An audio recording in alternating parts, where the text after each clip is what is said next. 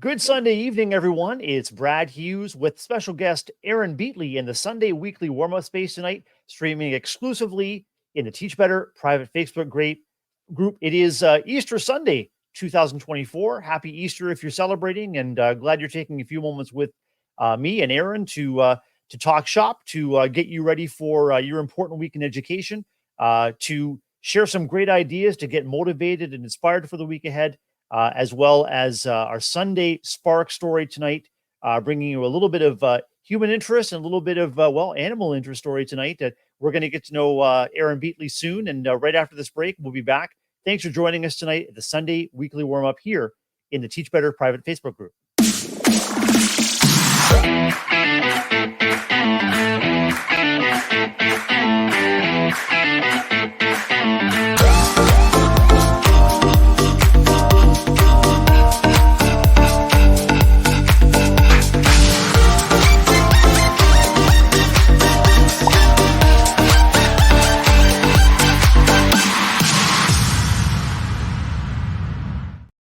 Hey everyone, welcome into the Sunday weekly warm-up, streaming exclusively in the Teach Better private Facebook group.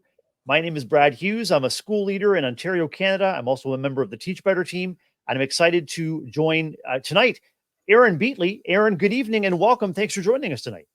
Well, good evening. Thank you. I'm honored to be here.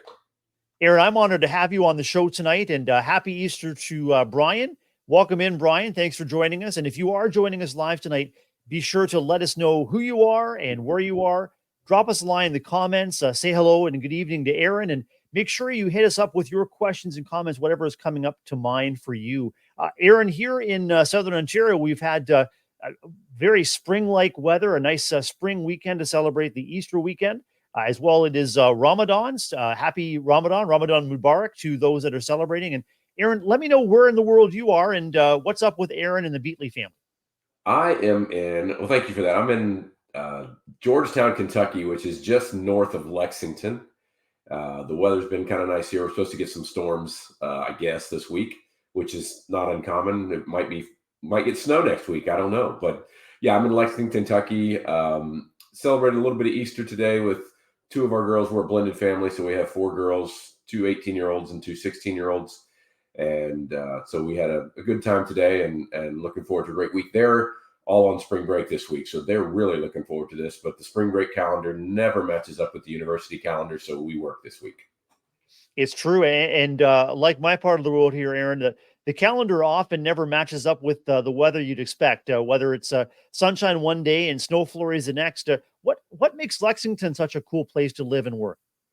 It's a great place. I've been here 20 years. It's a great place to have a family. It's relatively quiet. There's lots of horses and things that the girls talk about it all the time that we just take for granted. We drive by these beautiful horse farms every day. And I said, some people live by mountains and they drive by them every day and don't think anything about it. But it's a quiet, great schools, great university, great place to work and raise kids. And it's close to everything, but not very close to anything, frankly. It's about 9 or 10 hours to the beach. But I'm originally from Dayton, Ohio, so it's relatively close. My wife's from Missouri, so it's relatively close to family. And so we enjoy that part of it as well.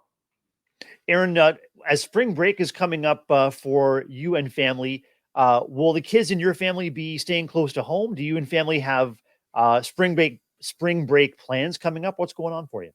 Well, we have two of our girls are in Florida with their dad. Two of the girls are here right now, and they are heading to Texas to see family with their mom at the end of the week. So we won't have anyone here for, I guess, 5 days, but it all gets confusing. But we can't go anywhere because we have our classes. So we're not going anywhere. They are going, which is great. I'm so happy they get to go experience other things. One of my oldest daughter's a senior, so she went on a cruise with her mom for her senior trip. And so that they are getting out and about as they head into their teen years and enjoying life during spring break and getting to experience spring break, which is not something we've got to do because we're always working in the university. Aaron, on my Facebook and Instagram feeds, I frequently see families shouting out and celebrating lots of different milestones having to do with their child's senior year. Can you tell me a little bit about your senior and a little bit about what your family might be doing to celebrate and honor this this terrific occasion? Well, we have two seniors, so that's Yeah, even better. We call them step twins. They're a month apart. yeah. So my wife has an 18-year-old and I have an 18-year-old. It's been a little odd. I don't know if you've experienced this, but our their senior years, they don't go to school very much. They have online classes and they're taking classes at universities, and it's kind of that. It's not really anticlimactic. Like my oldest is going to have her associate's degree before she graduates from high school. Wow. So yeah, so it's just a different dynamic of this building up and building up and building up, and then yeah, it's just not as much of a build up. And it used to be this because it was a momentous occasion you were heading on, and now it's just next year is going to be kind of like this year, except for they'll be in a different location. So, but we are having the traditional parties and those types of things, and they're getting pictures taken, and they don't have class rings, they don't do class keys, they don't do. I think they went and had they had their senior pictures taken, like for the school and those types of things. So there's some of that tradition left. I'd love to know more about what lights you up and more about your role in education. Can you talk with me about your role as an educator and as a contributor to lots of different educational communities? Yeah, I'm very fortunate. I'm a professor at the University of Kentucky where I train teachers. But the big piece of that training teachers means you get to work with teachers as well. And at least in my perspective, I think it's really important that professors stay in touch with um, schools and get out. I was just out last Wednesday and Friday. I haven't been out this semester yet to get my lunch eaten by a bunch of kindergartners because don't remember, I don't remember to pace my instruction and things like that. But I do, I have a tickle in my throat. Excuse me. But I do enjoy that piece of it. One of the things I missed when I first started my doctorate was actually getting out and teaching students and teaching kids, like real kids.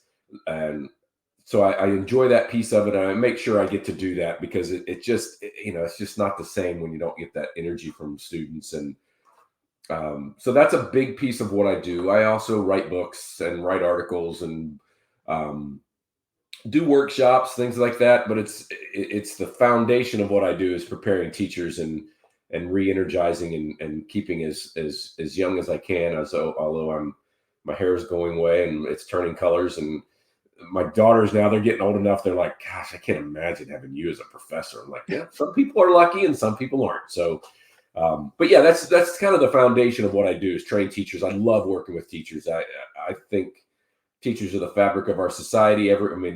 Everything goes through us as educators, and I think that's exciting and something that I try and convey to our students to have that energy and understand the importance of what you do, and B, the joy of what you do. Incredible. And one thing I often reflect on, Aaron, is how the kids that we serve are maybe changed by interactions with the adults in their lives, but just as importantly, how the adults and kids' lives are changed by their interactions with children and young people.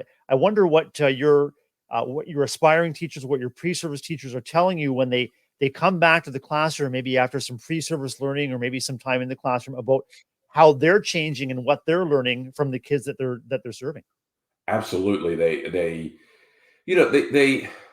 think it because they go out early on in their career when they're a student and they see master teachers. We place them with really good teachers, and they see it happen, and they're like, "Oh, you can do that."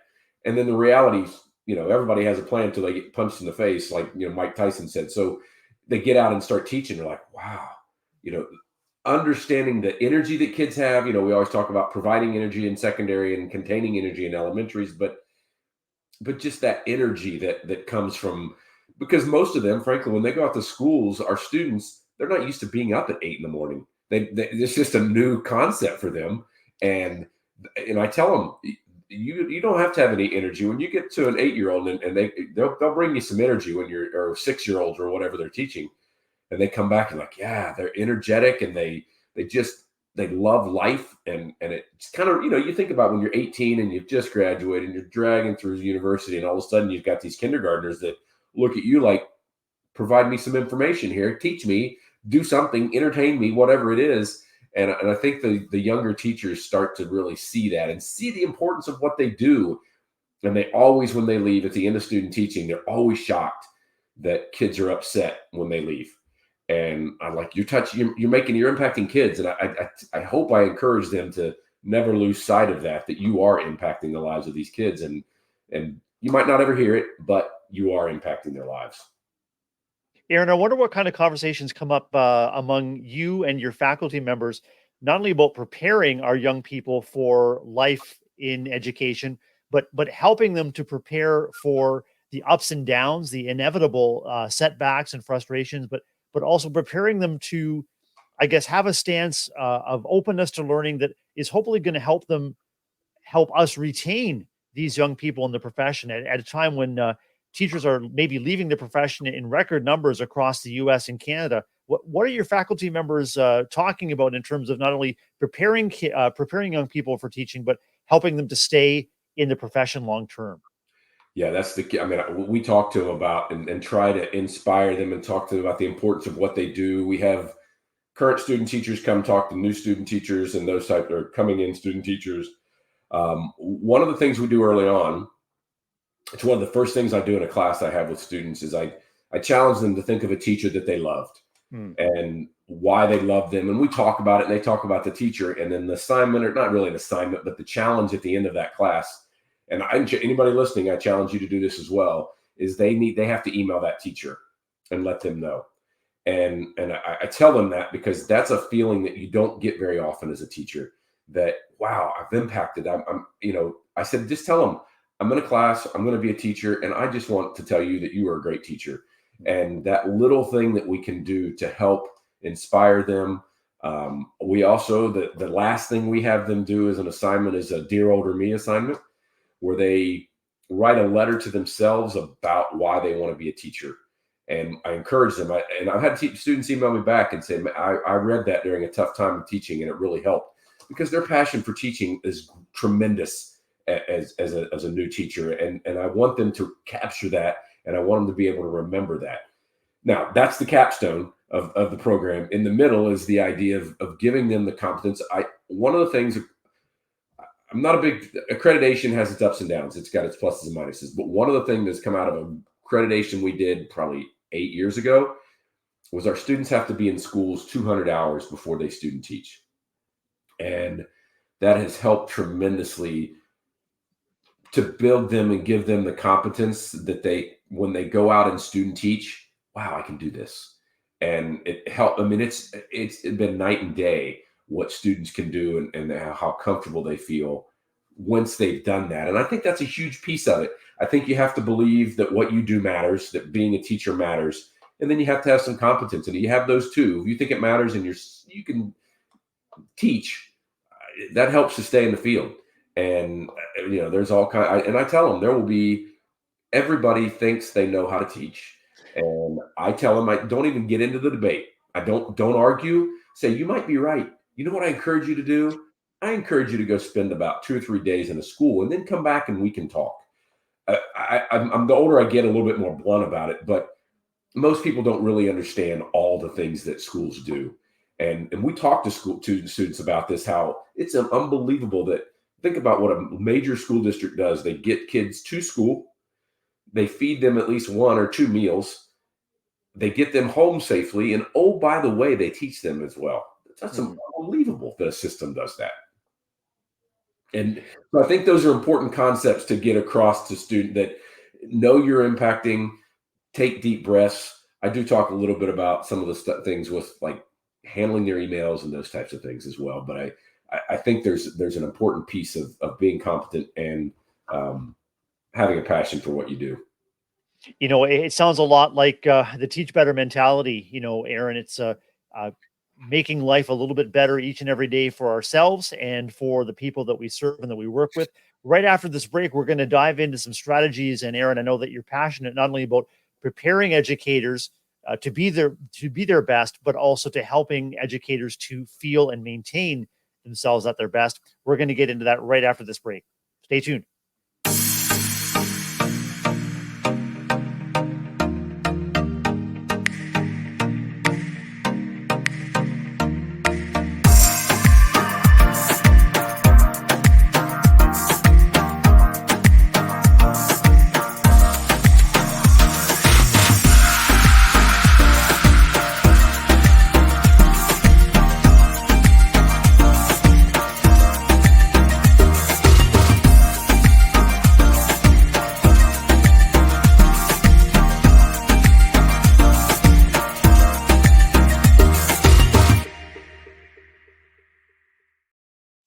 Hey everyone, welcome back to the Sunday Weekly Warm-Up, streaming exclusively in the Teach Better private Facebook group. It's Brad Hughes here with Dr. Aaron Beighle in the Sunday Weekly Warm-Up space. And Aaron is a faculty member in Kentucky. He is a professor, faculty of education. And before the break, we were talking about how things continue to change as we prepare our young people to be educators and to make differences in the lives of kids. And we're talking about mentor teachers and talking about student teachers with one of our viewers tonight. Hannah says that having a student teacher was one of the best experiences that she's had, reminding her to slow down, truly take in those little moments. And Aaron, as a school principal myself, I think one of the most incredible and transformative ways that educators can continue their growth is to host a student teacher. Often in our classrooms, we may feel or actually be kind of toiling in isolation with our door closed, or maybe not really well connected to what's going on in the school life around us. And having a pre-service teacher with you gives you that opportunity to really dive into why you do what you do with a willing and an eager listener and learner, but also much for the seasoned educator to learn. Has that been your experience too, Aaron, in terms of what you're hearing from your host teachers, from your associate teachers? No doubt about it. They get better. I think. I mean, some could disagree with me, and I don't. The literature's out there a little bit, but I think student teaching is the most important piece, and it does as a teacher. All the cooperating teachers we work with, they're like, it just requires me to, as Hannah said, to rethink and to say, all the things I take for granted that I do. It's like when I go out and teach kindergarten. I remember, man, you have to be so explicit with kindergartners, and there's a lot of over there's in the world, and those types of things. And the same thing with a cooperating teacher, that they get so much value that they have to push things back. We come out as supervisors, they get to talk. They have someone there, especially in the physical education world, where they're often the only physical educator in a building. So they have someone else to talk to about ideas, and then when we come out. But we've been blessed with phenomenal cooperating teachers, and they always say they get better, and they because they're forced to think about these things and be more explicit about what they're teaching. Aaron, I just love how you refer to the host teacher or associate teacher as a cooperating teacher. Cooperate to work together to get better together. I just love that, and would love to take that back to my school. Right now, in our school, we are hosting three pre-service teachers with their cooperating teachers, and not only are these young people, these educators, learning so much from their hosts or cooperating teachers, but they're also very active in the life of the school. I've got pre-service teachers who are hosting intramural athletics, music, as well as just being available to the whole faculty in the whole school, just making a positive difference. How do you help your pre-service teachers, your education students, stay connected not only to the life of the classroom, but make contributions to the life of the school in general? This is, again, I don't take credit for it. It's our cooperating teachers that do it all. We've worked, and it's taken a long time, but they get them involved in faculty. I mean, it's faculty meetings. Anytime wherever they go in the school, they introduce them. We tell our student teachers, you're interviewing. This is a big district, but everybody knows everybody. And so when you're talking to people, when you go to sporting events, when you go to faculty meeting, music events, they just had a play at one of the schools where our student teachers were at. So they were there during that. They got to see that whole process. It's essential. And it's, your lessons are great, but the impact you're going to have on the students is going to be outside your lessons, probably, or something beyond the content of your lessons. And we just, that's a solid foundation of what we build on from the first time we ever see students in our program, is to get to know their students, get out into the school, engage with them, those types of things. That, again, it's just the foundation, and it's the rock that you build everything else on. Starting the profession and then staying in the profession really isn't something that really any faculty of education or any cooperating teacher can actually instruct. It really comes down to a commitment on the behalf of educators as individuals, but also schools and districts and even states and provinces to really prioritize teacher well-being as a prerequisite to student well-being. And I'd love to dig in with you about your take, both as a physical educator, but also as a faculty of education member, about kind of maybe the systems or the approaches that educators could take, even beginning this week, to really prioritize their well-being, staying efficient and staying positive. What do you think? Yeah, this is something I'll try not to nerd out too much on. Gotten into this a little bit before COVID, but then really during COVID, and I've been this way all my life. But I'm really, when I first started teaching, my mind goes a lot, and so I'm teaching, and I find out if I try and remember things, it doesn't work. So I'm very distracted. So one of the things I try and do is be very efficient with my time, even still to this day.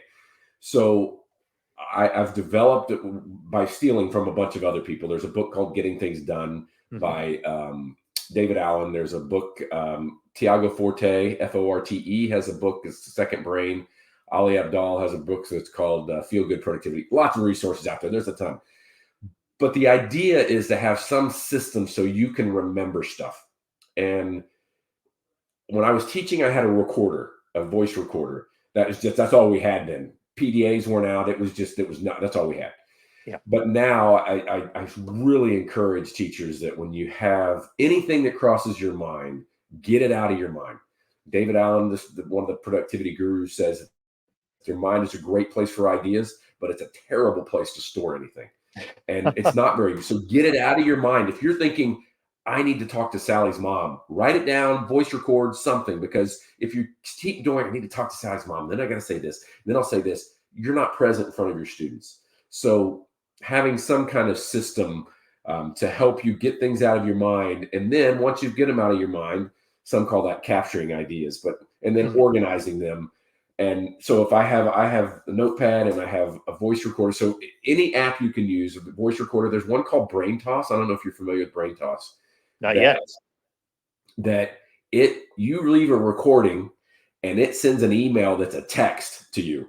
So Oh, if you have like if I'm writing a paper and I have an idea for a way to introduce the paper or a vignette to start the paper, if I leave that on Brain Toss, it automatically goes to my email and it's in text, and I just highlight it and put it in somewhere wherever I want to organize it. So that's what I use a lot is Brain Toss. I use it when I'm listening to podcast. I use it when I'm listening to you guys all the time. That I have my phone set up, so Brain Toss and Apple and the app comes up from my podcast. And anytime I want to leave a recording, I just hit the recording, talk into it, and it sends an email, and I don't have to remember anything. So especially while I'm driving, it's a nice feature to have. So that's the first piece of it, is to kind of capture those ideas and then organizing. That's the biggie for me. And so everything, usually most things will go into one of these four categories. So I'm yeah. teaching, and you're walking around, you've got these 30 little bodies and they're all engaged and in activity, and you think of something, either go write it down or record it. Then after class or some other point, then you can organize it. And then it goes into either it's a calendar, it's a meeting I need to have. So it goes into my calendar.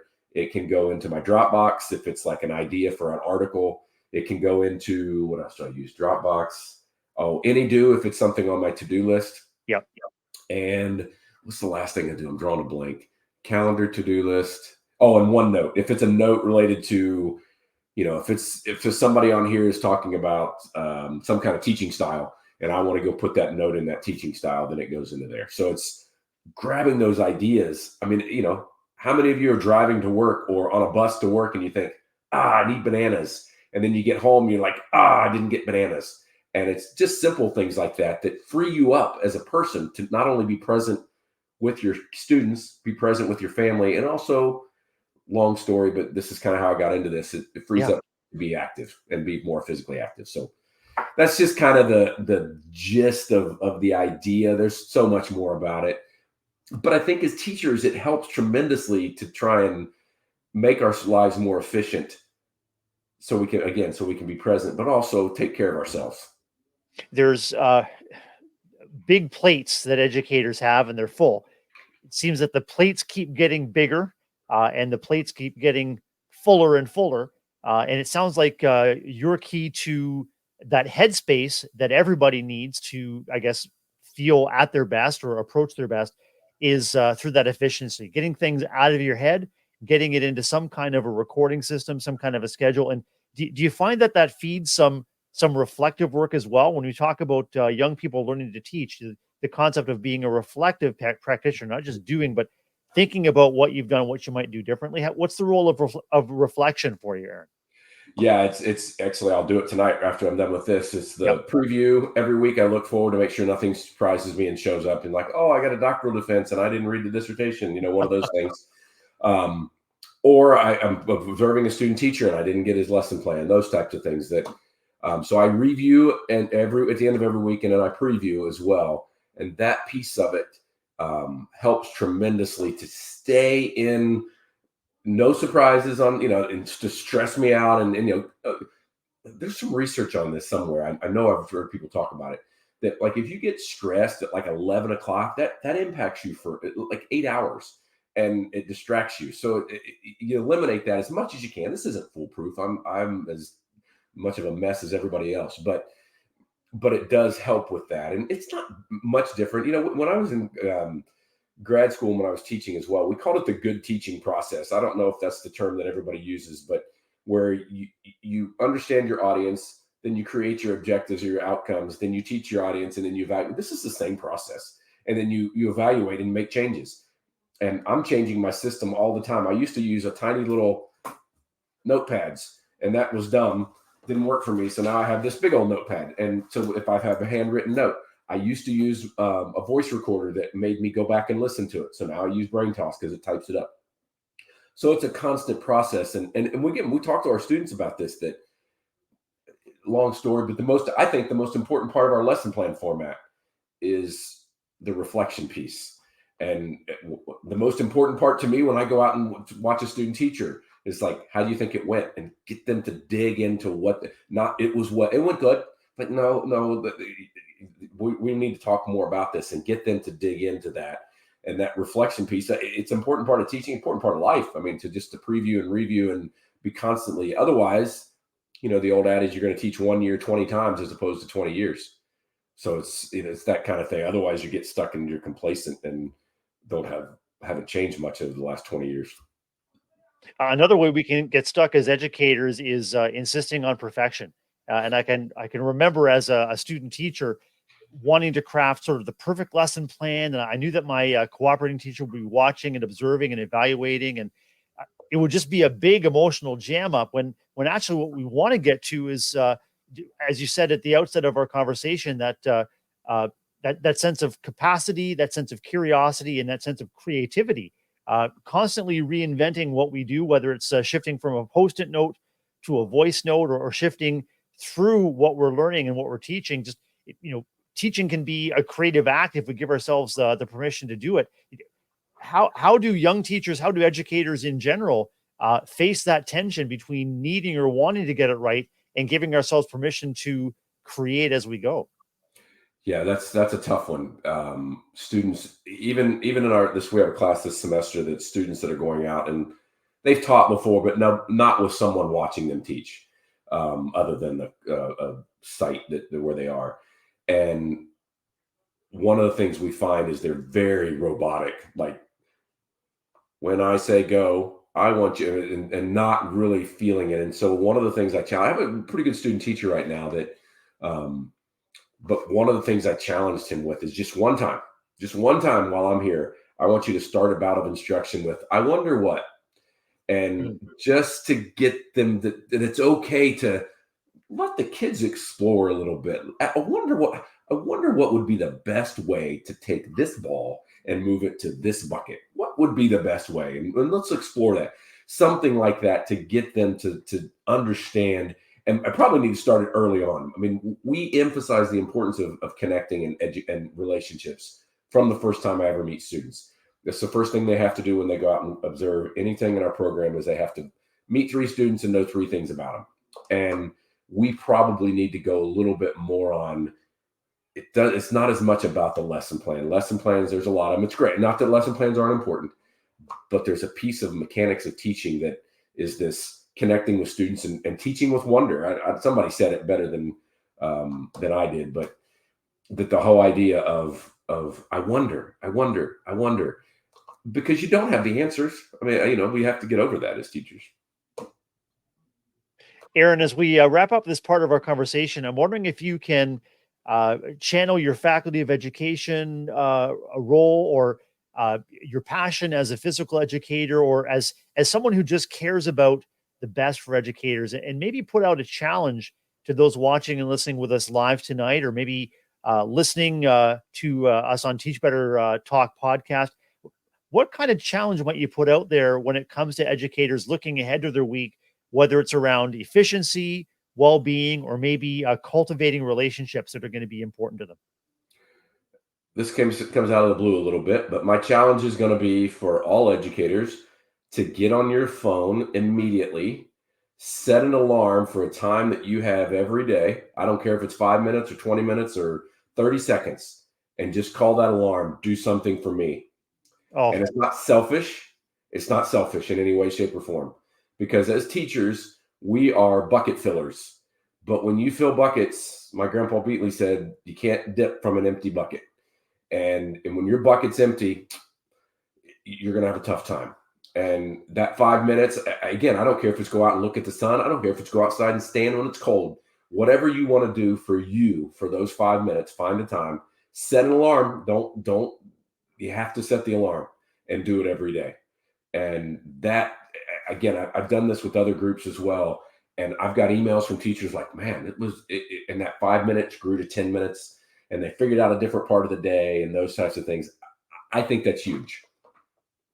Aaron, I'm going to put that challenge out to our school staff as we head into the week. I'm also going to put that challenge out as a message, a part of our recap of our Sunday weekly warm up. And I would love to hear and learn what our Teach Better community is setting their alarms to do. Do something just for you. And I would love for you to have that feedback reach you as what a difference making challenge you just come up with there. And that's wonderful. Thank you so much for that. Thank you. You're welcome. We're going to be right back after a quick break for the Sunday Spark here in the Teach Better Sunday Weekly Warm Up. Stay with us.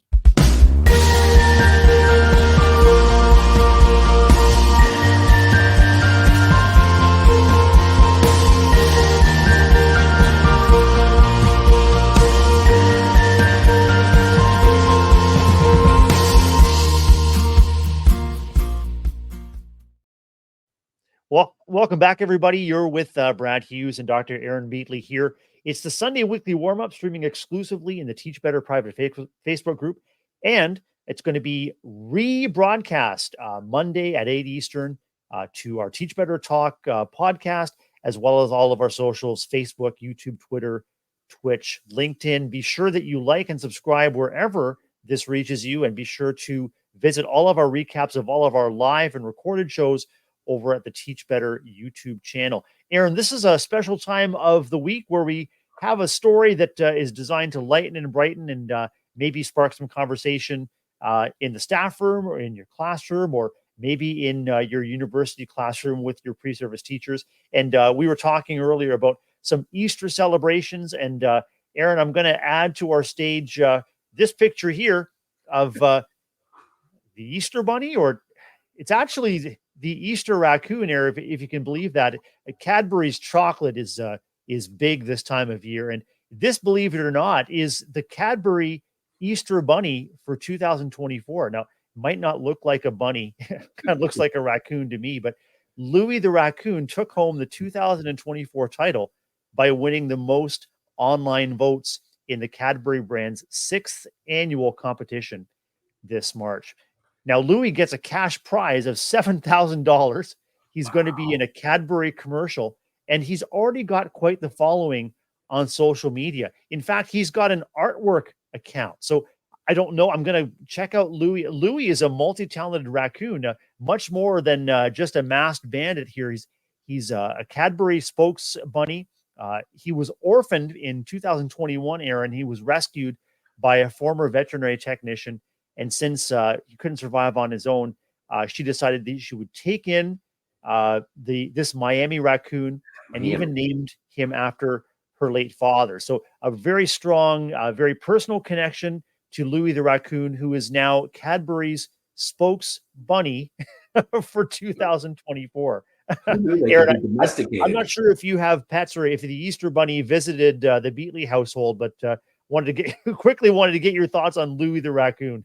I didn't know raccoons could be domesticated. That's awesome. We have a cat, and I say that, and you can see the look on my face. But I'm not a cat. I mean, he's fine. He's a pretty clean, quiet cat. The only problem is I'm the only one in the house that didn't want the cat, and the cat wakes me up at 5:15 every morning to be fed. So with a headbutt, I mean that's how I get woken up. It's great. But back to the raccoon, that's just crazy. A raccoon that's like tame and trained. That's impressive, and obviously there's money in it. It's very lucrative to be the Cadbury Easter Yeah, Bunny. I think, Aaron, you and I might want to collaborate yeah, just kind of put on some bunny ears. Maybe you and I could try out for the Cadbury Bunny 2025. I think $7,000 cash prize would be pretty sweet and not a yeah. bad way We'd to be famous celebrate this time of too. year. We've been a commercial. I think so. And I'll be making sure to post this story in our Facebook group, as well as in our Teach Better Ambassador and our Teach Better Mastermind group. And I'm really intrigued about Louis' artwork. I wonder if the artwork is like little raccoon paws. I'm really curious to see what Louis has been up to at the canvas. Probably going to be much better than we think. Aaron, you've been somebody special to interview tonight for our Easter episode. And I'd love it if you just take a second to let people know the best way to reach you and to stay in touch with you, whether it's email or socials. How can people stay in touch with you? Yeah, the best way probably is my email, which is my last name, which is Beigle at uky.edu. That's University of Kentucky. If you Google me, I think I'm the only one on the planet, Aaron Beighle. And it's my name as well on X is Aaron Beighle, and Instagram I think is the same thing. But email's best. Really glad to welcome you into the Sunday weekly warm up space tonight. Dr. Aaron Beatley, thanks so much for sharing your passion for not only education, but educating the educators, preparing them to make differences in the lives of kids. That's what we're all about here in the Teach Better community, is a little bit better each day to make lives a little bit better and better. Thanks so much for joining us tonight, Aaron. Thank you. Appreciate it. It was an honor to be here. Wishing you all the best at the U of Kentucky, and wishing everyone watching a very happy Easter and a very successful and happy week ahead, whatever your important role is in education. Don't forget to tune in to Teach Better Today, our morning show. That's daily, 7 a.m. Eastern, for up-to-date education news and chat. A little bit of shenanigans come up from time to time too, Aaron. So we hope that you'll join us wherever we are live here in the Teach Better space. Have a wonderful week.